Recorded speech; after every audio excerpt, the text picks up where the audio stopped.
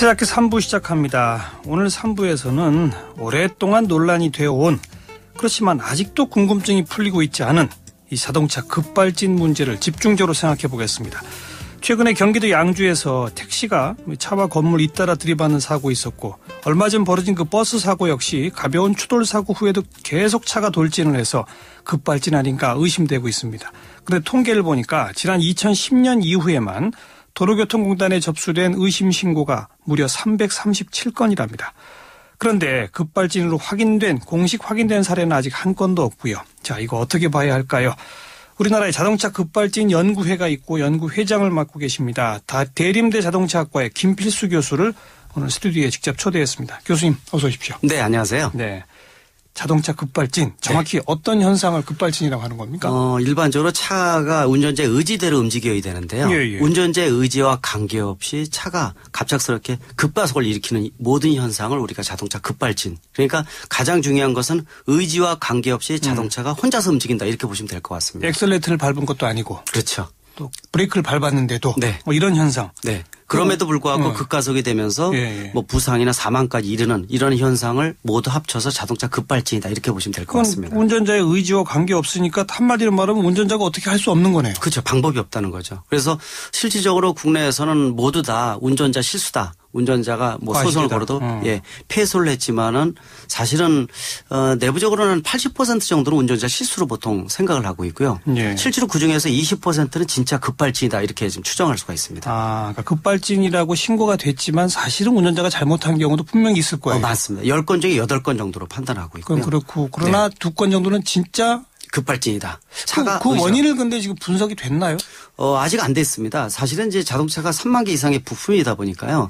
그 어느 쪽에 문제가 있는지 그리고 이제 복합적으로 작용을 했는지 예. 또 작년에 저희 급발진 연구에서도 급발진 원인 쪽을 처음으로 발표를 했었어요. 예. 그 논란도 굉장히 많았는데 그때 발표할 때는 어떤 실험을 통해서 어떤 결과를 얻으셨던 저희가 거예요? 실험하기보다도요. 사실 재현 실험은 앞으로 필요하다. 그러나 이론적으로 발표했지만은 그 이론이 굉장히 무섭다는 것은 메이커들도 그렇고 전문가들도 많이 알고 있어요. 왜 그러냐면은 기존에 이 급발진 생겼던 150건 정도를요. 분석을 했습니다. 차종별로 또 차의 시스템도 알고요. 차종별로 분석하면서 우리가 범죄 수사할 때 프로파일링 기법이라 해서 공통 부분만 남기고 나머지는 하나씩 버리는 방법이죠. 이렇게 해서 마지막 남은 장치 하나가 저희가 발표를 한 거니까요. 그게 이제 어떤 근거에 의해서 발표를 하다 보니까 굉장히 무서운 이론이라는 걸 알고요. 그 장치가 뭐였습니까? 그게 브레이크 진공 배력 장치라 해서요. 브레이크 진공 배력 장치. 이게 배력 장치. 뭐 하는 장치냐면요. 70년대 후반에서 80년대 초반에서요. 미국에서 자동차의 제동 특성이 좀 떨어지다 보니까 제동력을 높이기 위해서 흡기 쪽에 공기가 들어가는 라인이 있습니다. 그 공기 라인에서 일부 호스를 따가지고요. 공기의 진공을 이용을 해서 브레이크 힘을 몇 배 가속시키는 건데요. 저희가 브레이크를 밟을 때 약간만 밟더라도 금방 쓰고 대여섯 배 힘이 작용을 하지 않습니까? 그렇죠. 그게 바로 진공 배력 장치인데 그래서 안전을 위해서 이러한 장치를 세계적으로 도입해서 모든 세계차에 공급을 했는데 어두운 부분이 부각된 게 급발진이라는 거죠. 상대적으로. 근데 이건 어쨌든 브레이크의 힘을 강화시키는 장치잖아요. 그렇죠. 예. 근데 여기 이상이 있다고 급발진이 생긴다는 건 이해가 잘 안 가거든요. 왜 그러냐면은 우리가 보통 전문용어로 압력 서지라는 얘기를 하고 있습니다. 예전에 그 테크노마트에서 그 몇 층인가에서 스포츠 센터에서 에어로빅 단체로 추다가 건물의 진동수하고 사람이 흔드는 진동수와 맞으면서 공진해서 전체 건물이 흔들려서 다 쏟아져 나온 이거 아마 아실 거예요. 한 4, 5년 됐거든요. 있었습니다. 그거 말고도 미국에서 뭐 현수교 같은 경우도 고유 진동수가 맞아서 전체가 무너지는 사례가 있었거든요. 그래서 고유 진동수가 바로 자동차에 적용돼서 똑같은 현상이 생겼다 이렇게 보시면 돼요. 뭐냐면은 우리가 가속 페달을 밟을 때 공기가 빨려 들어갔다 말았다 하면서 진공 상태가 되는데요. 브레이크도 밟았다 뗐다 하게 되면은 진공의 힘을 쓰기 때문에 그걸 빨아냅니다. 그러니까 가속 페달이 열리는 쪽하고 진공 쪽에서 열리는 힘이 겹치는 순간 있죠. 공진이 되는 거죠. 브레이크 쪽 진공 부분하고 그렇죠. 가속 쪽 진공 부분이 어떻게 묘하게 일치됐다. 그렇죠. 공진이 맞았을 때 그때 제어가 안 되는 큰 힘이 작용을 한다. 그래서 우리가 압력 서지라는 말을 쓰고 있는데요. 압력 서지. 네. 근데 이 부분의 용어가 많이 나오면서 주목을 더 받고 시작을 한 게 얼마 전에 도요다에서 1조 3천억 원 정도의 그 법무부하고 합의본 이 내용 중에서는 급발진을 포함한 합의금이거든요. 근데 그때 나오는 여러 가지 법적인 용어 중에서 서지라는 말 있죠. 압력 서지라는 용어가 많이 나오면서. 서지를 우리말로 옮길 수 없나요? 서지는 갑작스럽게 자기 의도와는 무관하게 굉장히 큰 신호, 몇 회 큰 신호가 온다는 뜻을 서지라고 씁니다. 그래서 전기 서지라는 말도 쓰고요. 압력 서지도 예, 있고, 압력 전기 서지도 쓸 수가 있고. 네. 자기 의지와 무관하게 갑자기 큰 힘이 온다. 그렇죠. 그런 현상. 그렇죠. 그러니까 테크노마트에서 공진할 때도 알겠습니다. 그런 진단 똑같다고 토요타가 1조 3천억 그 합의할 때는 그 서지란 단어가 이미 등장했다 이 말이죠. 맞습니다. 그때 보고 제가 그걸 여쭤보려고 했는데 그러니까 지금 말씀하신 건 자동차 급발진 연구회 민간에서 150건의 이거는 급발진으로 분명히 의심되는 사례만 맞습니다. 가지고 어떤 장치가 어떻게 되는지를 다 조사를 해서 다 빼고 보니까 차종별로도 다 똑같이 했는데. 그렇죠. 차종별이나 장치별로도. 150건 모두에서 바로 이 브레이크 진공 배력 장치와 관련된 것이 발견됐다. 그렇죠. 그러니까 이게 원인일 것이다. 그리고 그것은 기묘하게 그 순간이 일치한 것 경우에만 나타나더라. 맞습니다. 그 얘기인 거죠. 맞습니다. 이건 이론적으로 쭉 설명하신 거예요. 네, 그렇죠. 그래서 그런데 외국에서는 정부가 공식적으로 급발진을 인정한 사례가 있습니까, 없습니까? 우리나라는 현재 정부에서는 없잖아요. 미국도 일부 소비자가 승소하는 경우는 많이 있습니다. 근데 승소를 했다고 하더라도 급발진이 완전히 밝혀져서 자동차의 결함으로 밝혀진 사례는 없고요. 얼마 전에 아까 말씀드린 도요타 그 급발진을 포함한 1조 3천억 원의 벌금에 대한 부분에서 상당 부분 진전된 내용이 좀 나왔습니다. 저도 그 자료를 많이 분석을 했거든요. 받아가지고요. 그런데 거기서 나오는 것 중에서 ECU가 오동작을 해서 우리가 휴대폰 같은 경우도 ECU는 또 뭡니까? ECU는 자동차의 두뇌라고 보시면 돼요. 그러니까 전자제어 장치라 해서요. 요새는 모든 자동차의 전자제어가 ECU라는 사람의 두뇌 같은 이러한 반도체 소자가 명령을 내려주고 프로그래밍이 돼 있습니다. 이게 50개 이상이 들어가 있어요. 자동차에는. 근데 우리가 휴대폰 스마트폰 생각하시면 통화하다가 끊어지고 또 어느 때 보면은 다시 이렇게 돌아가는 거 볼 수가 있거든요. 프로그램이. 일종의 뭐냐면은 이 스마트폰에도 프로그래밍에 버그가 생겼다. 보통 결함 에러 코드가 생긴 거거든요. 그렇죠. 자동차도 에러 코드가 있습니다. 그래서 이번에 도요타에서는 이 에러 코드를 이슈해서 찾아가지고요. 그걸 입증을 했어요. 그래서 이거에 대한 답을 도요타에서 메이커에서 답변을 제대로 못해서 법정에서는 니네 분명히 문제가 있다. 그래서 이런 벌금 합의가 본 건데. 그럼 이거는 전자제어 장치의 에러 코드를 찾아낸 거고. 그렇죠. 우리 김 교수님이 쭉 그 분석하신 이른바 브레이크 진공 배력 장치하고는 또 좀 관계 없는 건가요? 아닙니다. 관계가 없다고 볼 수는 없고요. 이게 연결돼 있을 수도 있다. 그렇죠. ECU가 머리에 해당되는 문제가 되니까. 그 장치의 오작동으로 갈 수도 있다. 맞습니다. 그래서 저희가 발표한 건 최종적인 부분이기 때문에 그래서 최종적인 부분이어서 서지라는 말이 그래서 같이 등장을 하고 있습니다. 알겠습니다. 조금 이따 좀 말씀 나누고 실제 급발진 사고 피해를 주장하시는 분의 이야기를 잠깐 들어보겠습니다. 급발진 피해자 모임도 만들어져 있네요. 전영철 회장이십니다. 전 회장님. 네, 안녕하십니까. 예, 언제 어떤 사고를 당하셨던 거예요? 저는 4년 전에 벤츠 자동차 마이비라는 거 가지고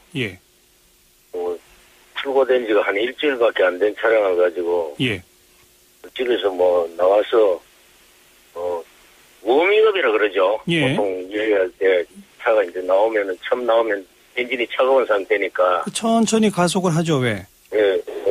가속을 하는 게 아니고 세원 하나 놓고 그냥 준비 운동을 한 거죠. 한 15분 동안 안에. 15분 준비 운동을 하고 움직이는데 90도 커브길이 앞에 닥치는데 차가 갑자기 팍 튀어나가더라고요. 그래서 브레이크를 콱 밟으니까 브레이크가 딱딱하게 전혀 안 들어요. 안 들어요.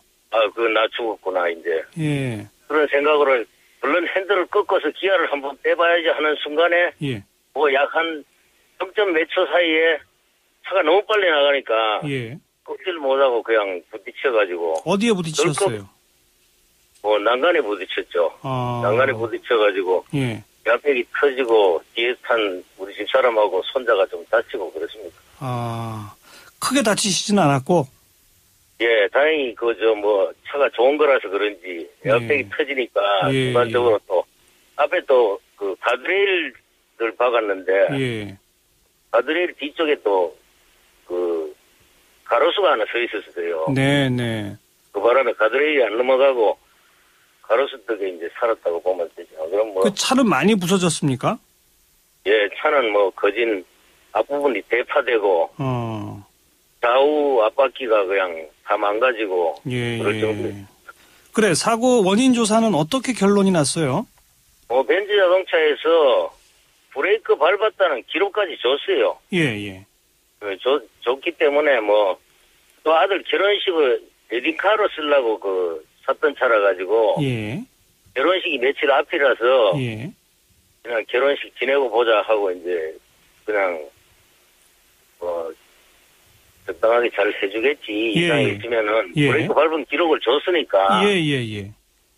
저도 이제 개인 택시를 한 30년 못 사고 있는 사람이에요. 아, 그러세요? 예. 예, 못 사고 있는데, 난생 처음으로 에어백이 터지는 것도 처음 봤고. 네. 그런 사고를 처음 당했기 때문에. 그런데 어쨌든. 내가 대화할 수 없는 상태니까. 네, 어쨌든. 브레이크 밟았는데 딱딱하게 차가 안 나가고 그랬으니까. 그래서 브레이크 밟은 기록까지 줬더니 급발진으로 인정된 거예요? 아니지 않습니까? 안 된 거지요.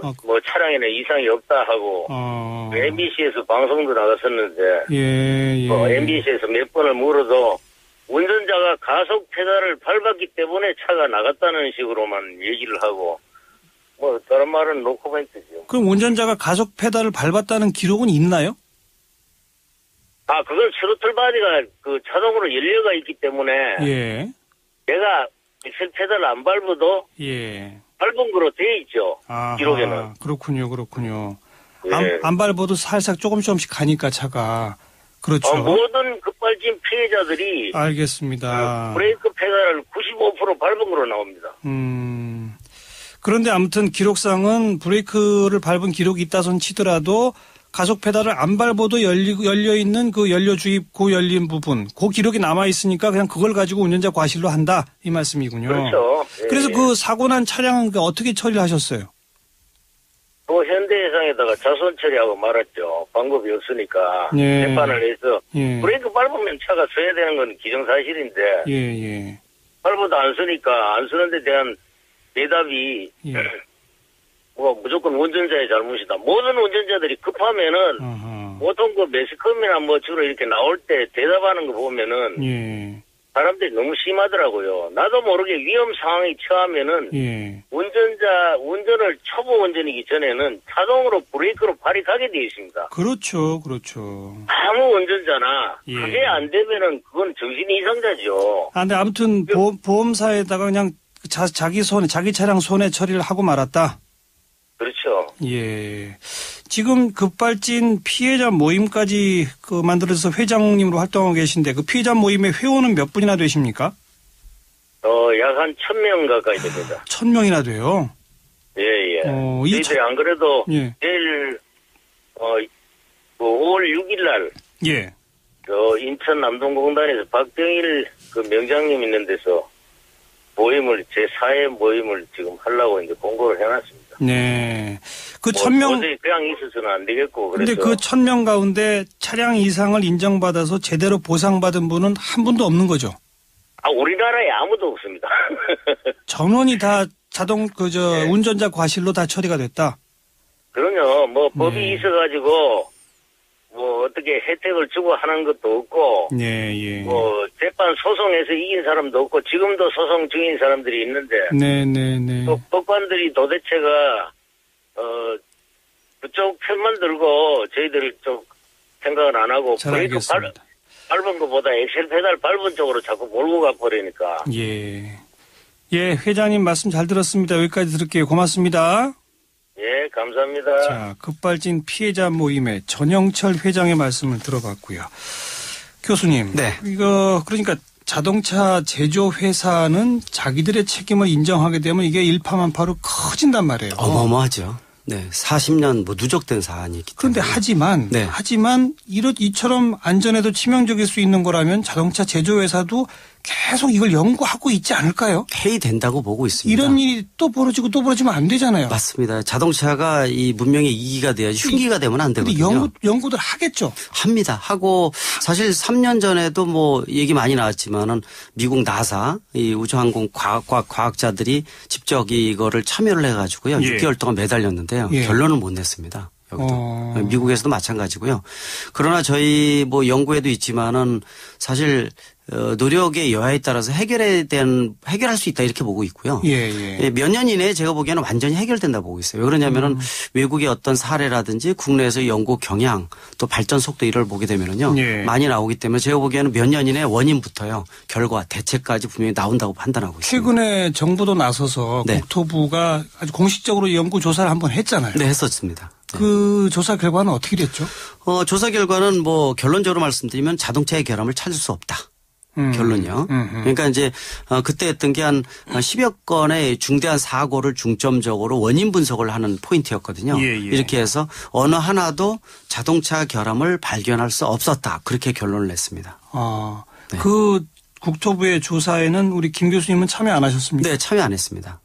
김 교수님이 급발진 연구 회장인데 왜 참여를 안 하셨어요? 뭐 물론 여러 가지가 있습니다. 뭐 방법상의 차이가 있을 수도 있고요. 연구 방법에. 네, 연구 방법에 있어서 접근 방법이 완전히 틀리게 되면 결론도 틀리게 유출될 수도 있고요.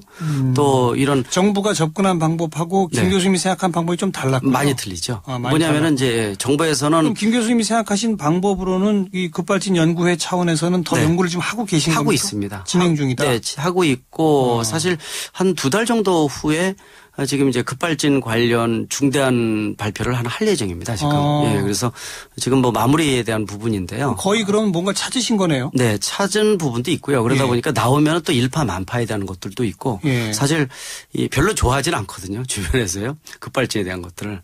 좋아하고 안 좋아할 문제가 아니죠. 그렇죠. 이건 어떻게든 진실을 또 사실을 맞습니다. 규명해가지고 그래서 하는 거거든요. 자동차 제조사를 위해서도 고쳐야 되는 거고. 맞습니다. 왜냐하면 이게 누적돼서는 나중에 답도 없고요. 흉기가 되면 안 되거든요. 그래서 2달쯤 있으면 발표하신다는 얘기는 거의 무슨 결론을 내셨다는 거 아니에요? 그렇죠. 뭐 여러 가지 방향이 어떤 있습니다. 겁니까? 문제가. 딱 말씀드리기는 어려운데요. 급발진에 대한 부분들은 여러 가지를 유출을 할 수가 있어요. 우리가 보통 원인이 뭐냐 한 가지만 생각하는데요.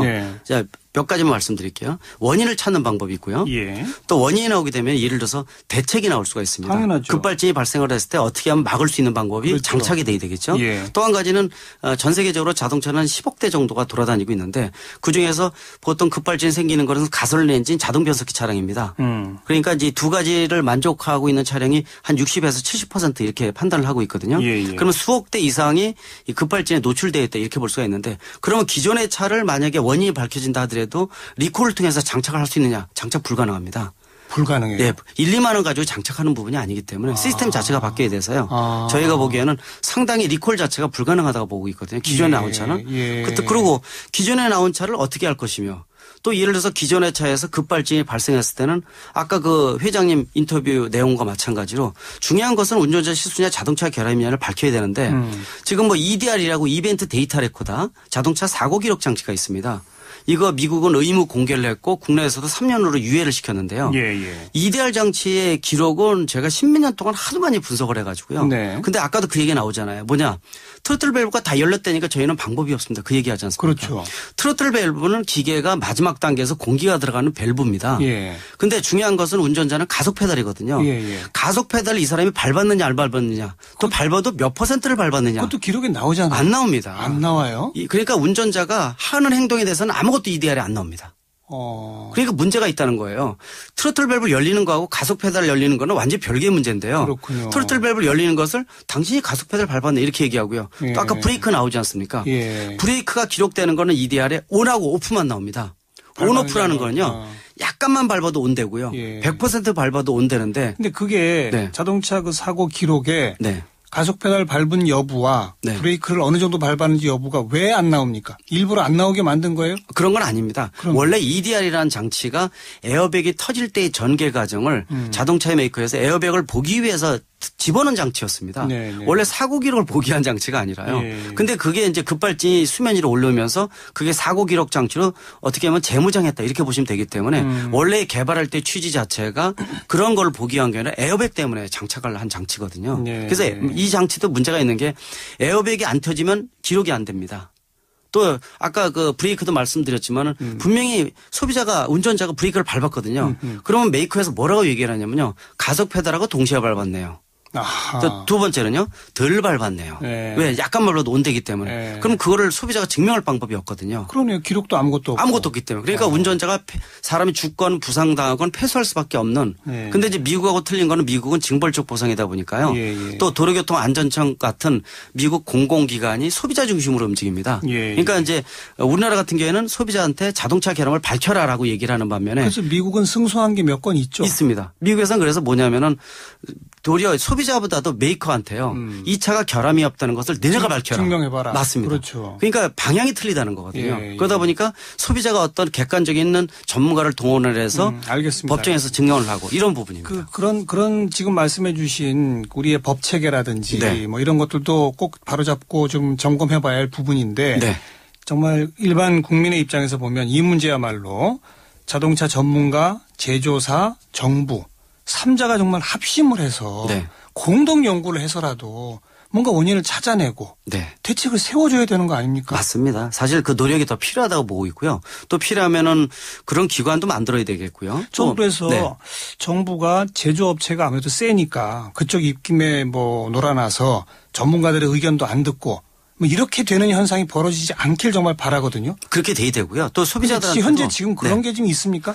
꼭 그렇다고 볼 수는 없는데 우리나라가 30년 동안에 압축된 자동차의 역사를 갖고 있기 때문에 사실은 산업에 비해서 문화가 뒤처져 있는 절름발이 상태입니다. 이게 균형 있게 발전돼야지 사실은 균형을 맞춰주는데 당연하죠. 너무 산업적으로 치중을 하다 보니까 사실 법적인 책이나 이런 것들이 생산자나 제작자 중심으로 돼 있어서 소비자 보호, 소비자 배려에 대한 것이 지금 절실히 필요한 시점이다 이렇게 분명히 볼 수가 있습니다. 그리고 김 교수님 지금 국토부하고 관계가 좋습니까? 좋습니다. 같이 공동 연구하실 수 있어요? 있습니다. 그거는. 지금 시작됩니까 언제? 지금 벌써 접촉을 하고 있고요. 하고 있어요? 네. 거기에 이제 제조사도 같이 참여시켜야 되잖아요, 사실은. 맞습니다. 제조사에도 이미 알렸고요. 네, 그래서 되도록이면은 아까 말씀하신 너무 대로 늦었습니다. 빨리빨리 좀 진행이 됐으면 좋겠고요. 다 모여서 해결을 해야 되고요. 그리고 좋습니다. 소비자한테 운전자한테 대책에 대한 거 또 혹시라도 급발이 생겼을 때 어떻게 막아야 되는지에 대해서 언급을 좀 해줄 필요가 있다 이렇게 볼 수가 있습니다. 아무쪼록 2달 후에 뭐가 나올지 저희도 좀 지켜보겠고 네. 그게 최종 결론은 아닐 거라고 보여지지만 네. 말씀하신 대로 몇 년 안에 다 밝히실 거다. 네. 좀 믿겠습니다만 네. 속도를 당겨주셔야 됩니다. 맞습니다. 지금도 생기고 있습니다. 그러니까요. 부탁드릴게요. 네, 알겠습니다. 네, 대림대 자동차공학과 김필수 교수 오늘 고맙습니다. 네, 감사합니다.